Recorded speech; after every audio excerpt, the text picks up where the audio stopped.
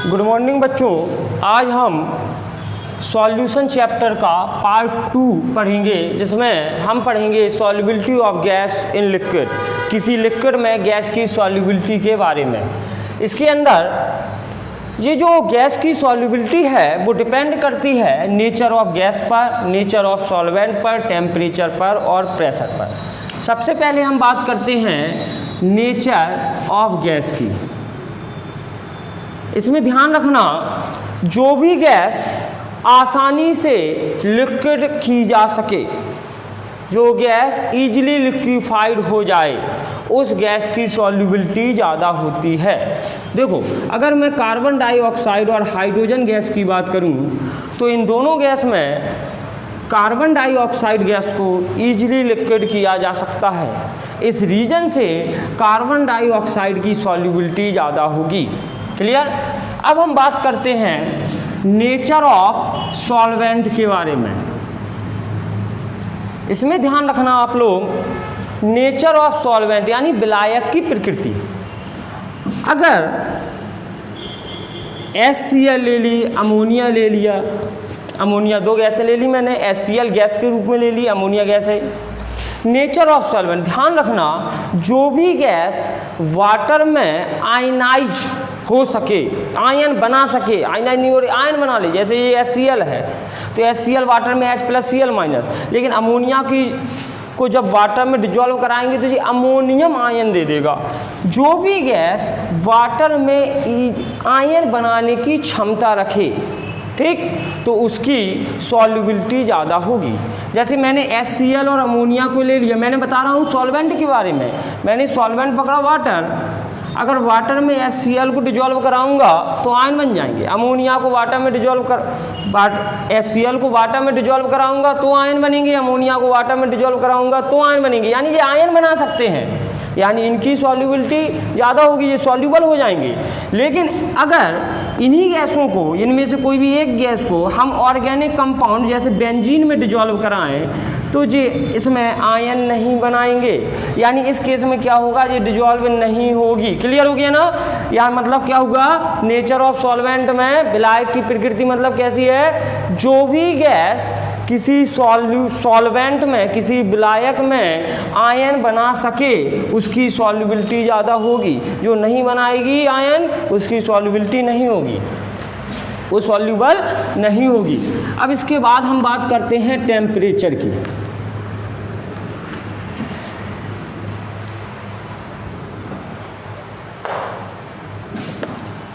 अब इसके बाद हम बात करते हैं टेम्परेचर की। टेम्परेचर समझते हैं, टेम्परेचर।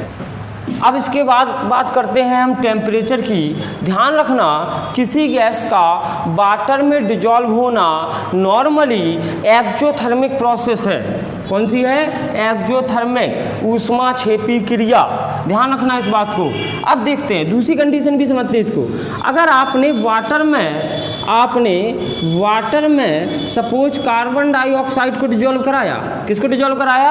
वाटर में कार्बन डाइऑक्साइड को डिजॉल्व कराया, तो अगर आप टेम्परेचर बढ़ाओगे, अगर आप टेम्परेचर क्या कर दिया आपने, इंक्रीज कर दिया, तो क्या होगा, काइनेटिक एनर्जी बढ़ेगी, गतिज ऊर्जा बढ़ेगी पार्टिकल की, और मॉलिक्यूल जो होंगे वो कहाँ जाएंगे, दूर दूर जाएंगे। जब मॉलिक्यूल दूर दूर जाएंगे, इसका मतलब प्रूव हो गया कि गैस की वाटर में, सॉल्वेंट में जो सॉल्युबिलिटी है वो कम हो जाएगी या ज़्यादा हो जाएगी? कम हो जाएगी। क्या हो जाएगी? कम हो जाएगी। तापक्रम बढ़ाने पर, टेम्परेचर इंक्रीज करने पर गैस की किसी भी लिक्विड में सॉल्युबिलिटी क्या हो जाएगी? कम हो जाएगी, क्योंकि काइनेटिक एनर्जी बढ़ेगी, मॉलिक्यूल दूर दूर भागने लगेंगे। और दूसरी बात यहाँ पर और समझो, किसी गैस का लिक्विड में डिजॉल्व होना, कौन सी प्रोसेस बताई थी अभी हाल? एक्जोथर्मिक। कौन सी बताई थी? एक्जोथर्मिक। एक्जोथर्मिक के लिए डेल्टा H क्या आती है वैल्यू? निगेटिव। क्या होती है? निगेटिव। एंथैल्पी का सिंबल क्या होता है? निगेटिव होता है एक्जोथर्मिक के लिए। एक्जो मतलब एग्जिट, एग्जिट मतलब हीट का रिलीज, एक्जो मतलब एग्जिट मतलब हीट का रिलीज हो जाना, यानी एक्जोथर्मिक प्रोसेस हुई। इसका मतलब क्या है, अगर हम लासातेलिये के नियम से देखें तो जो ऊष्माक्षेपी क्रियाएं होती हैं उनमें तापक्रम बढ़ाने पर वह क्रिया कैसी हो जाती है, स्लो हो जाती है। वह क्रिया कैसी हो जाती है, स्लो हो जाती है। यहाँ से भी प्रूव हो गया कि तापक्रम बढ़ाओगे तो गैस की सॉल्युबिलिटी क्या होगी, घट जाएगी। क्या हो जाएगी, घट जाएगी। और दूसरी तरीके से अगर हम देखें तो टेम्परेचर बढ़ाने पर काइनेटिक एनर्जी में इंक्रीजमेंट होता है, काइनेटिक एनर्जी बढ़ेगी। जब काइनेटिक एनर्जी बढ़ेगी तो पार्टिकल दूर दूर भागने लगेंगे। जब पार्टिकल दूर दूर भागने लगेंगे तब भी क्या होगी, गैस की सॉल्युबिलिटी घट जाएगी। ध्यान रखना, लो टेम्परेचर चाहिए अगर किसी गैस को किसी लिक्विड में सॉल्यूबल करना है तो।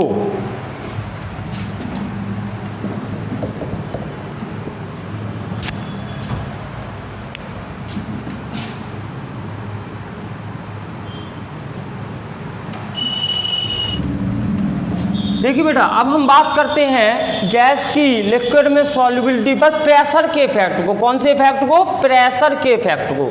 अब देखते हैं प्रेशर बढ़ा रहे हैं घटा रहे हैं, क्या इफेक्ट होता है। मैंने गैस का लिक्विड कंप्लीट करके क्या बना लिया, एक सॉल्यूशन बना लिया। अगर हम देखें वही कंसेप्ट लगाएं, लासातेलिये, कौन सा रूल, लासातेलिये रूल। तो आपको वैसे भी पता है जब किसी लिक्विड में गैस को डिजॉल्व कराएंगे, सॉल्युबिलिटी की बात करते हैं, गैस को डिजॉल्व करा रहे हैं और आप प्रेशर अप्लाई करोगे तो वॉल्यूम कम हो जाएगा। क्या कम हो जाएगा, वॉल्यूम। यानी मतलब क्या है, अब हम थोड़ा सा लासातेलिये की ओर ट्रांसफर हो जाते हैं। लासातेलिये क्या कहता है कि दाब बढ़ाने पर इक्विलिब्रियम उस ओर स्टेबलाइज हो जाता है, उस ओर चला जाता है, साम्यावस्था उस ओर स्थापित हो जाती है जहां पर उस दाब के प्रभाव को निरस्त किया जा सके। बस वही कंडीशन यहाँ पर अप्लाई करनी है। मैंने यहाँ पर क्या देखते हैं, जब किसी लिक्विड में किसी गैस को डिजॉल्व करेंगे और दाब बढ़ाएंगे, दिमाग लगाओ, तो वॉल्यूम क्या होगा, कम होगा। दाब बढ़ाने से वॉल्यूम कम होगा, यानी लासातेलिये का नियम अप्लाई हो गया।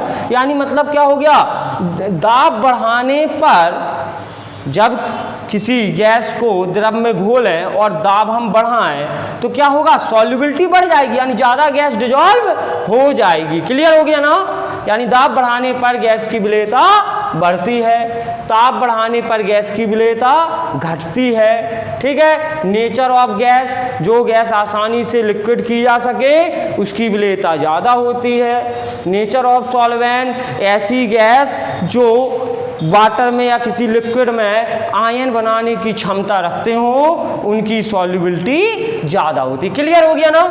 ठीक है। अब हम बात करते हैं method to express concentration of solution, किसी विलयन की सांद्रता को ज्ञात करने के तरीकों के बारे में। इसमें हम सबसे पहले पढ़ते हैं मोलैरिटी, मोलरता। मोलरता क्या होती है समझते हैं। ध्यान, 1 लीटर विलयन में उपस्थित विलेय के मोलों की संख्या को मोलरता कहते हैं। क्या कहा, 1 लीटर विलयन, ध्यान रखना विलयन है यहाँ पर। 1 लीटर विलयन में उपस्थित विलेय के मोलों की संख्या को कहते हैं मोलरता। मतलब 1 लीटर विलयन यानी क्या हो गया, अपॉन में कौन जाएगा, सॉल्यूशन ऑफ सॉल्यूशन वॉल्यूम किस में है, लीटर में, सॉल्यूशन वॉल्यूम लीटर, और ऊपर क्या, 1 लीटर विलयन में उपस्थित विलेय के मोलों की संख्या, number of mole of solute. Clear हो गया ना। यानी मोलों की संख्या किसके, सॉल्यूट यानी विलेय के मोलों की संख्या बटे विलयन का आयतन लीटर में। रिप्रेजेंट किससे करते हैं, कैपिटल एम, ध्यान रखना, capital M equal to number of mole of solute upon volume in litre. हम देखो, अब हम बात करते हैं मोलैलिटी की, मोललता। ध्यान रखना वहां पर लिटी आया था और यहाँ पर क्या है, लिटी है, LITY, बस इसी से मान्य फीड करना है, डेफिनेशन इसी से बनेगी। इसमें होता क्या है, मोललता, 1 किलोग्राम विलायक, याद रखना 1 kg सॉल्वेंट की बात कर रहे हैं यहाँ पर, 1 किलोग्राम विलायक में उपस्थित विलेय के मोलों की संख्या। पूरी डेफिनेशन सेम है मोलैरिटी से, बस इसमें अंतर हो जाता है। वहाँ पर लेते हैं सॉल्यूशन लीटर में और यहाँ पर है सॉल्वेंट केजी में, यानी क्या हो जाएगा सॉल्वेंट इन केजी। ध्यान रखना है सॉल्वेंट इन केजी, ऊपर वही है number of mole of solute, number of mole of solute upon solvent in KG. 1 kilogram विलायक में उपस्थित विलेय के मोलों की संख्या को मोललता कहते हैं। रिप्रेजेंट करते हैं स्मॉल एम से। किससे रिप्रेजेंट करते हैं? स्मॉल एम से। अब वही मोल निकालने हैं। As we know n equal to होता है weight upon molecular weight. Weight किस में है? ग्राम में है। वैल्यू पुट कर दें, एम इक्वल टू क्या हो जाएगा? Number of mole of solute यानी N upon solvent in KG. यही तो था आपका सॉल्वेंट इन केजी। एन की जगह वैल्यू पुट कर देंगे W अपॉन MW और जी क्या हो जाएगा? सॉल्वेंट का वेट। क्लियर हो गया? ध्यान रखना। अब हम बात करते हैं मोल फ्रैक्शन की। मोल प्रभाज, मोल फ्रैक्शन, मोल प्रभाज देखते हैं। आपको पता है सॉल्यूट और सॉल्वेंट दोनों के मिलने से आपका बन जाता है सॉल्यूशन। जब सॉल्यूट और सॉल्वेंट दोनों को मिलाया जाता है तब एक होमोजीनियस मिक्सचर तैयार हो जाता है, समांगी मिश्रण तैयार हो जाता है, जिसको क्या कहते हैं? सॉल्यूशन कहते हैं। अब अगर इस सॉल्यूशन के पार्ट देखें तो ये पार्ट कितने हुए? 2। एक जाएगा सॉल्यूट में और एक जाएगा सॉल्वेंट में। हम मान लेते हैं सॉल्यूट के मोल हैं स्मॉल एन और सॉल्वेंट के मोल हैं कैपिटल एन। समझना अच्छी तरीके से। सॉल्यूट के मोल स्मॉल एन, सॉल्वेंट के मोल कैपिटल एन, तो सॉल्यूशन के टोटल मोल कितने होंगे? Capital N plus small n. Clear हो गया? अब देखें, अब हम बात करें मोल फ्रैक्शन की। यही से बात है मोल फ्रैक्शन। मोल फ्रैक्शन का रिप्रेजेंटेशन होता है जाई। ठीक, फ्रैक्शन मतलब क्या हुआ? फ्रैक्शन का मतलब है उसका भाग, पार्ट। ऐसे समझो 3 व्यक्ति हैं ए, बी और सी। सी के पास 100 रुपए हैं। इन 100 रुपीज को सी ने ए और बी को बांटा। सपोज इसको दे दिए 20 रुपए और इसको दे दिए 80 रुपए। इसके पास तो खत्म हो गए, अब बचे ही नहीं। 100 रुपए को इसको दे दिए 20 रुपए, इसको दे दिए 80 रुपए। अब इसका पूछा जाए पार्ट टोटल का कितना है, तो आप कैसे करोगे? आप तुरंत करोगे सर 20/20 धन 80। यही तो आएगा ना। इसका पूछा जाए तो आप कैसे करोगे? तो कहोगे सर 80/20 धन 80। यही होगा ना। क्लियर? अब मोल में जब यही बात की जाए तो वो हो जाता है मोल फ्रैक्शन। क्लियर? देखते हैं इसको। अब देखो यहाँ पर जाई सॉल्यूट का फाइंड करना है। किसका फाइंड करना है? सॉल्यूट का। तो सॉल्यूट के मोल कितने थे? स्मॉल एन अपॉन टोटल कितने थे? Small n plus capital N. Clear हो गया? सॉल्यूट मोल फ्रैक्शन तैयार हो गया। अब बात करते हैं सॉल्वेंट मोल फ्रैक्शन का। सॉल्वेंट मोल फ्रैक्शन, सॉल्वेंट की मोल कितने थे? Capital N. टोटल कितने थे? Small n plus capital N. Clear हो गया? दोनों फॉर्मूले आपके तैयार हो गए, solute mole fraction plus solvent mole fraction. अब हम अगर टोटल मोल फ्रैक्शन की बात करें, देखें अगर हम टोटल की बात करें तो क्या होगा? तो आपका solute mole fraction plus solvent mole fraction. अब सॉल्यूट मोल फ्रैक्शन क्या है? n upon n plus N. Solvent क्या है? Capital N upon N plus N. इन दोनों को क्या कर दें? ऐड कर दें। n upon n plus n plus capital N upon n plus n। इन दोनों को जब ऐड किया जाएगा क्या आएगा, n प्लस n, ऊपर क्या आएगा n प्लस n, वैल्यू कितनी आ जाएगी 1। क्लियर, टोटल कितना आ गया 1। इसका मतलब अगर आपको सॉल्यूट मोल फ्रैक्शन पता है तो आप एक में से घटाकर आप सॉल्वेंट मोल फ्रैक्शन फाइंड कर लोगे। अगर आपको सॉल्वेंट मोल फ्रैक्शन पता है तो एक में से इस सॉल्वेंट मोल फ्रैक्शन को घटाकर सॉल्यूट मोल फ्रैक्शन पता कर लो। क्लियर है, ठीक है।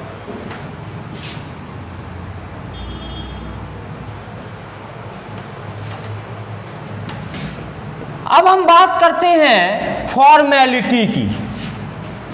फॉर्मेलिटी यानी फॉर्मलता के बारे में सुनो अच्छी तरीके से। फॉर्मेलिटी का क्वेश्चन बाय चांस बनता है, याद रखना। फॉर्मेलिटी का यूज आप लोग आयनिक कंपाउंड के लिए करोगे। किसके लिए, आयनिक कंपाउंड के लिए। 1 लीटर विलयन में उपस्थित विलय के जो ग्राम सूत्र भार है, द्रव्यमान संख्या है, 1 लीटर विलयन में उपस्थित विलय के ग्राम सूत्र भार को उसकी फॉर्मेलिटी कहते हैं। रिप्रेजेंट करते हैं F से। किससे रिप्रेजेंट करते हैं, F से। ग्राम सूत्र भार, ग्राम फॉर्मूला वेट किसका, ऑफ सॉल्यूट। याद रखना सॉल्यूट यहां पर क्या होना है आपका, ionic compound. Gram formula wait of solute upon solution volume किस में आएगा, लीटर में। क्लियर हो गया, तो आपका क्या निकल आएगा, फॉर्मेलिटी। क्लियर।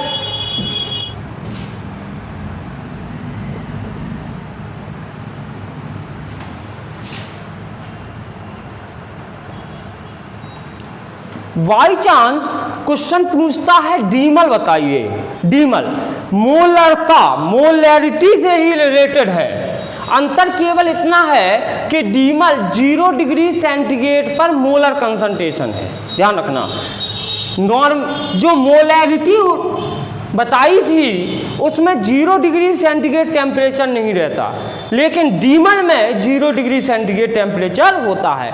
ध्यान रखना 0 डिग्री सेंटीग्रेड पर 1 लीटर विलयन में घुले हुए विलय के मोलों की संख्या जो होती है वो आपका डीमल रिप्रेजेंटेशन होगी। क्लियर हो गया ना, ध्यान रखना। अब हम बात करते हैं नॉर्मेलिटी की। नॉर्मलता, नॉर्मेलिटी मतलब नॉर्मलता। ध्यान रखना 1 लीटर विलयन में उपस्थित विलय के ग्राम तुल्यांक की संख्या, 1 लीटर विलयन में उपस्थित विलय के ग्राम तुल्यांकों की संख्या को कहते हैं नॉर्मलता। रिप्रेजेंट करते हैं कैपिटल N से। N equal to number of gram equivalent weight of solute upon solution volume, solution volume in litre. Clear हो गया ना। 1 लीटर विलयन में उपस्थित विलय के ग्राम तुल्यांकों की संख्या को हम लोग कहते हैं नॉर्मलता। रिप्रेजेंट करते हैं कैपिटल N से, जो हो जाएगी आपकी नॉर्मेलिटी। नॉर्मेलिटी फाइंड यहाँ से आप लोग कर लेंगे। अब दिक्कत आती है number of gram equivalent weight of solute. Sir कैसे फाइंड करेंगे, तो इसके लिए जो सॉल्यूट का वेट है ग्राम में, उसमें उस कंपाउंड के इक्विवेलेंट वेट का डिवाइडेशन कर दोगे। किसका, ग्राम में जो सॉल्यूट का वेट है उसमें उसके इक्विवेलेंट वेट का डिवाइडेशन कर दोगे, आपका आ जाएगा number of gram equivalent wait. Clear हो गया, राइट कर लो। अब हम बात करते हैं relationship between normality and molarity. नॉर्मलता और मोलरता से हम एक नया फार्मूला ड्राइव करेंगे। नॉर्मेलिटी का रिप्रेजेंटेशन बताया था एन और इसका कैपिटल एम, ध्यान रखना है। Normality and molarity. नॉर्मेलिटी का फॉर्मूला क्या था? N equal to number of gram equivalent weight, number of gram equivalent weight किसका था? ऑफ सॉल्यूट अपॉन यहाँ पर क्या था? सॉल्यूशन वॉल्यूम, और वो सॉल्यूशन वॉल्यूम किस में था? लीटर में। मोलैरिटी देखते हैं, मोलैरिटी क्या था? Number of mole of solute, number of mole of solute, और अपॉन में क्या था? Solution volume, solution volume in litre. अब समझिए अच्छी तरीके से, यहाँ पर हमें n का फॉर्मूला पता है और यहाँ पर हमें m का फॉर्मूला पता है। अगर इन दोनों को हम डिवाइड कर दें तो क्या होगा? सॉल्यूशन वॉल्यूम इन लीटर दोनों कॉमन है, ये दोनों आपस में क्या हो जाएंगे? कट जाएंगे। क्या आ जाएगा? n अपॉन m हो जाएगा। और यहाँ पर जी क्या बचेगा? Number of gram equivalent weight of solute upon, यहाँ पर आपका आ जाएगा number of mole of solute. Clear हो गया जी? आपका रिलेशनशिप आ गया n और m के बीच में। क्लियर?